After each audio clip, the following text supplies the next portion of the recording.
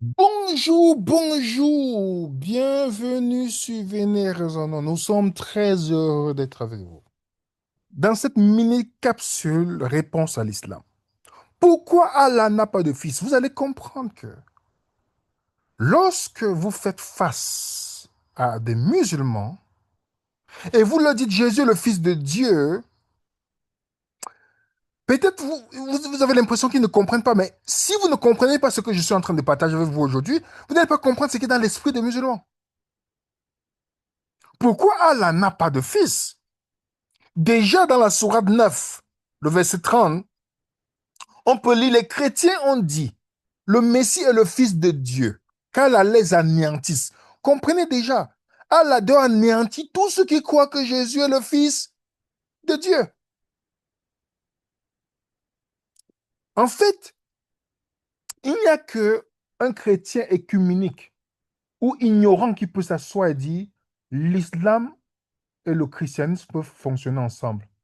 Dans l'écuménisme ou prier ensemble et toutes les réunions œcuméniques que vous voyez. Il faut seulement que ce chrétien soit totalement ignorant. Parce que l'islam nie tout ce que le christianisme présente. La résurrection de Jésus, Jésus fils de Dieu, Jésus Dieu, tout ce que le christianisme a comme fondation, la résurrection, tout cela est nié dans l'islam. Donc, on te dit qu'il faut anéantir tous ceux qui croient que le Messie est le Fils de Dieu. Avant de vous expliquer pourquoi, vous serez choqué de comprendre, de savoir pourquoi Allah n'a pas de fils. Vous allez dire, mais c'est impressionnant. Moi, la première fois que j'ai commencé à lire le Coran et j'ai poussé mes recherches, j'ai dit, mais c'est pas possible. On a l'impression que c'est écrit par quelqu'un qui n'a même pas de QI plus élevé qu'une huître morte.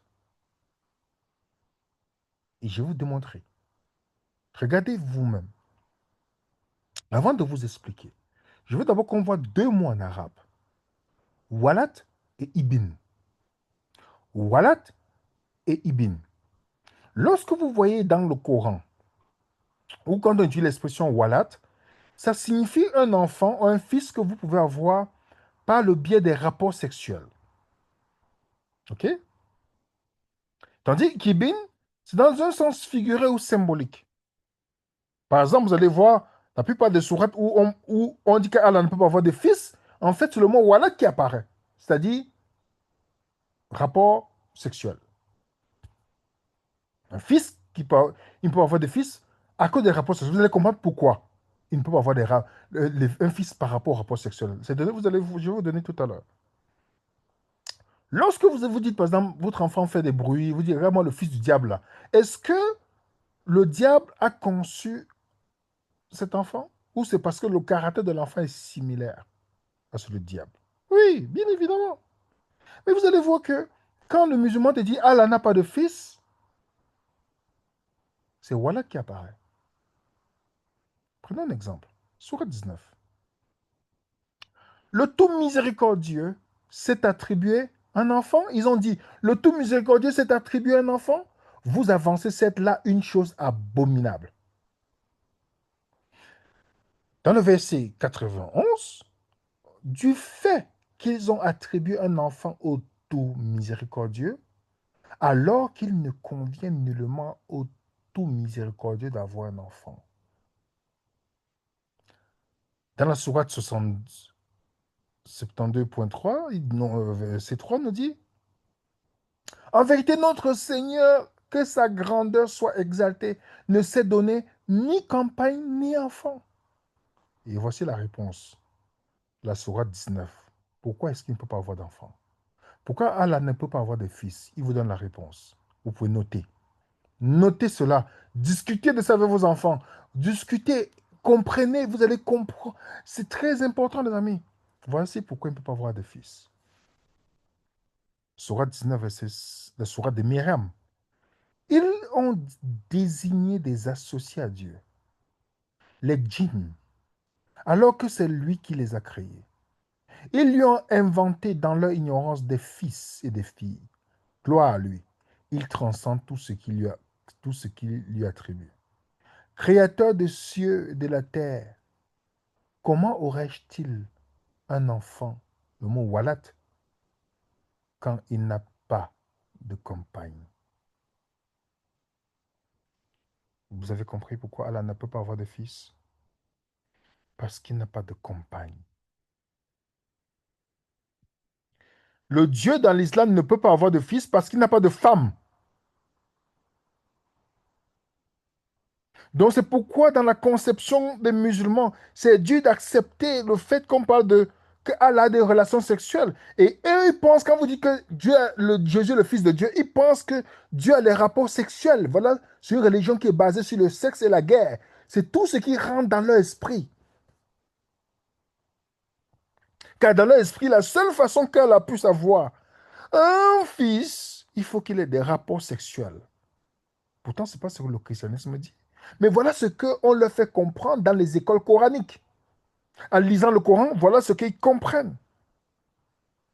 Que Allah ne peut pas avoir de fils parce qu'il n'a pas de copine, de femme. Il n'a pas de compagne. C'est pourquoi c'est impossible pour lui. Pauvre Allah. Il est célibataire. Donc, il est diminué. Il ne peut pas avoir de fils parce qu'il n'a pas de compagne. Donc, s'il avait une compagne, il pouvait avoir des fils. Pourquoi Mohamed ne lui a pas donné une compagne? Est-ce que vous voyez comment c'est sans aucun mépris pour quiconque? Quand vous voyez le raisonnement, ça vous voyez quelque chose de spirituel dans cette religion. Par contre, posons-nous la question. N'allons même pas au niveau de Allah qui ne peut pas avoir d'enfant parce qu'il n'a pas de copine. Un être humain peut-il avoir un enfant sans partenaire? Dans le Coran, il y a un être humain qui a un enfant sans avoir un, un compagnon. Ce que Allah ne peut pas faire. Est-ce que vous savez ça? Que dans le même Coran, il y a une personne qui a eu un enfant sans avoir de compagnon, tandis qu'Allah ne peut pas avoir d'enfant parce qu'il n'a pas de compagne. La même sourate, sourate 19, sourate de Myriam. Voilà Myriam, Marie, qui converse avec Allah dans le Coran. Allah qui lui dit que tu vas avoir un enfant. Écoutez ce qu'elle répond. Elle dit, comment aurais-je un fils quand aucun homme ne m'a touché? Je ne suis pas prostituée, il dit. Ainsi sera-t-il. Cela m'est facile, a dit ton Seigneur. Nous ferons de lui un signe pour les gens, une miséricorde de notre part. C'est une affaire déjà décidée. Elle devient donc enceinte de l'enfant et elle se retirera avec lui en un lieu éloigné. Voici un être humain qui a eu un enfant sans avoir eu un compagnon, mais le Dieu de l'islam, qui est considéré comme tout-puissant, il est incapable d'avoir un enfant parce qu'il n'a pas de compagne. Vous avez compris? Dans le Coran, Marie n'a pas eu de mari pour avoir Jésus. Comment Marie a eu un enfant, un fils, sans avoir un mari? Est-ce que Marie est plus puissante que Allah? Allah ne peut pas avoir un fils sans qu'il ait une femme. Mais Marie peut avoir un enfant sans avoir un mari. Parce que dans l'esprit des musulmans, lorsqu'on parle de paternité de Dieu, ils voient directement une paternité humaine. C'est ce que la Bible n'enseigne pas. Quand on dit que Jésus est le Fils de Dieu, ou qu'il appelle Dieu Père, ça ne suggère pas ici que Jésus est le Fils que Dieu a eu par les rapports sexuels. Vous comprenez? Parce que dans le christianisme, le chrétien s'est fait la différence. Ce qui est chair, ce qui est esprit est esprit. Jésus a été conçu par quoi? Excusez-moi, c'est Luc 1, 35. Il devait modifier Luc 1. L'ange répondant lui dit, l'Esprit Saint viendra sur toi La puissance du Très-Haut te couvrira de son ombre. Et c'est pourquoi aussi le saint enfant qui naîtra sera appelé fils de Dieu. Donc c'est Luc, pas Jean 3. Luc. Vous comprenez, mes chers amis? Donc, lorsqu'on dit que Jésus-Christ est fils de Dieu, c'est dans le sens symbolique spirituel. Ce n'est pas dans le sens walat, c'est-à-dire sexuel. Le musulman, comme la religion est basée sur le sexe et la guerre, il voit le sexe partout. Pourtant, dans le même Coran, il y a des personnes qui ont eu des enfants, mariées et eu un enfant, sans avoir de compagnon. Dans la Bible, le fils, dans le sens spirituel, existe. Les enfants de lumière, Luc 16, verset 8. Les fils du tonnerre. Le tonnerre n'a pas de femme pour enfant, c'est symbolique. Le fils de perdition, le fils de la géhenne, le fils du diable. Comprenez? Dans le sens symbolique. Dans le sens symbolique. Et même le Coran, dans la sourate 43, verset 3 à 4, on te dit que le Coran, c'est la mère du livre. Le Coran est la mère du livre. Comment le Coran, ça veut dire que si on dit la mère du livre, si on parle dans la logique islamique, ça veut dire que le Coran a les enfants sans avoir de relation. Si cette logique est vraie, le Coran ne peut pas avoir des enfants sans mari. Qui est ce mari? Les musulmans vont vous dire que la mère, c'est... Il ne faut même pas savoir comment vous expliquer. Parce que je n'ai pas vu quelqu'un qui m'a expliqué quand je lui ai donné ce sou. Il dit, d'accord, la mère du livre. Donne les enfants. Ils vont commencer à dire, ah non, peut-être c'est dans le sens spirituel. Ceux qui sont un peu intelligents, alors je vais dire, c'est exactement pourquoi, là, quand on dit dans la Bible que Jésus est fils de Dieu, c'est dans le sens spirituel. Parce que Dieu n'a pas de rapport sexuel. Le rapport sexuel n'est pas le paradis du christianisme, de l'islam qui promet 72 vierges aux hommes dans le ciel. Les vierges qui seront éternellement vierges, même après les rapports sexuels. Voilà un peu le paradis qu'on promet, quelque chose de purement charnel. Mais dans la Bible, le Fils peut être spirituel. Donc vous comprenez cette raison.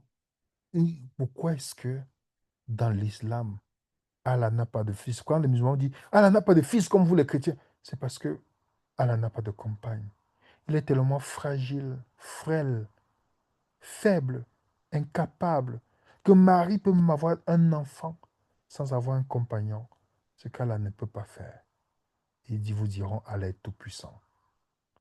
Voilà les amis, ce que je voulais partager avec vous. Le document de ce partage est disponible dans le groupe Telegram. Téléchargez-le, échangez avec vos amis, vos familles.